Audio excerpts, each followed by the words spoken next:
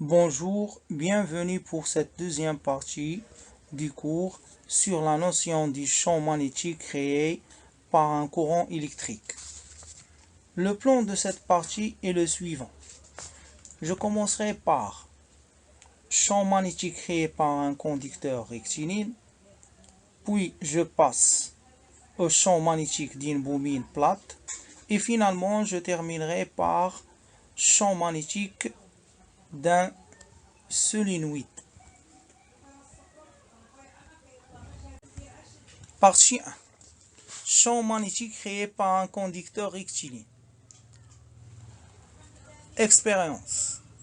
D'après cette expérience, on remarque que le sens du vecteur du champ magnétique est lié au sens du courant électrique traversant le conducteur. Le spectre d'un champ magnétique créé par un fil conducteur. Le spectre du champ magnétique créé par un fil conducteur est un cercle centré autour du fil et s'existe dans un plan perpendiculaire au fil. Le sens de vecteur champ magnétique. Le sens de vecteur champ magnétique dépend du sens de courant électrique et il se détermine par une aiguille montée ou par l'une des règles suivantes. Soit par la règle du bonhomme d'Ampère,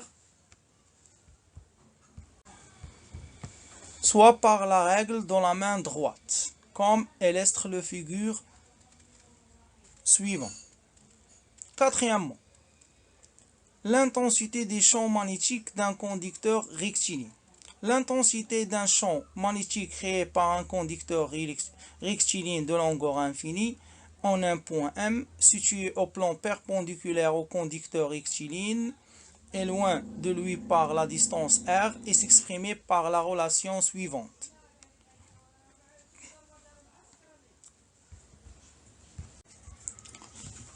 Deuxièmement, champ magnétique d'une bobine plate. Définition. Une bobine plate est constituée d'un enroulement de fil où son épaisseur est faible par rapport à son rayon. L est inférieur beaucoup à R. Le spectre de champ magnétique d'un conducteur rectiligne. D'après cette expression, les lignes de champ d'une bobine plate sont des lignes droites près du centre de la bobine et sont des lignes curvilignes à concilium de la bobine. Les deux faces de la bobine plate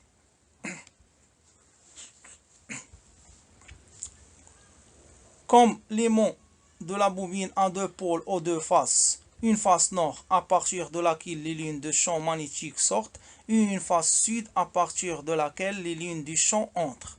Donc pour déterminer les faces de la bobine, on utilise la méthode suivante. On dessine la bobine et on détermine le sens du courant électrique. Si on suit le sens du courant et on trace la lettre N, on dit que la face est nord. Si on trace la lettre S, on dit que la face est sud.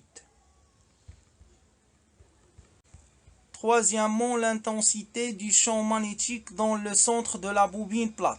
L'intensité du champ magnétique B créé par une bobine plate est proportionnelle à l'intensité du courant électrique et à son nombre de spires N et inversement proportionnelle à son rayon R tel que B est égal à nu0 sur 2 fois NI sur R. Troisièmement, champ magnétique d'un solénoïde. Définition.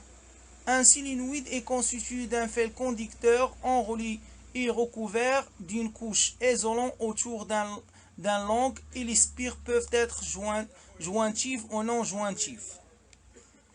Le solénoïde est caractérisé par son rayon R et sa longueur L, et le nombre de spires N et les deux types. Un solénoïde court, L inférieur à 10R, et un solénoïde long, L supérieur ou égal à 10R. Deuxièmement, spectre de champ magnétique d'un solénoïde. Les lignes de champ magnétique à l'intérieur du solénoïde sont des lignes droites parallèles.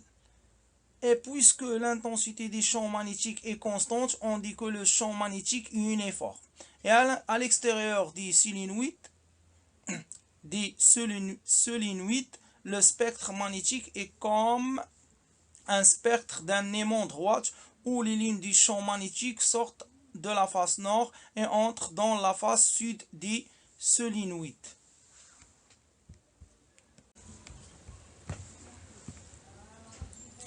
L'intensité des champs magnétiques à l'intérieur d'un solénoïde.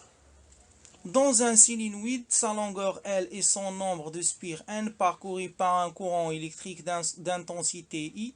L'intensité du champ magnétique est définie par la relation suivante, où petit n est le nombre de spires par unité de longueur.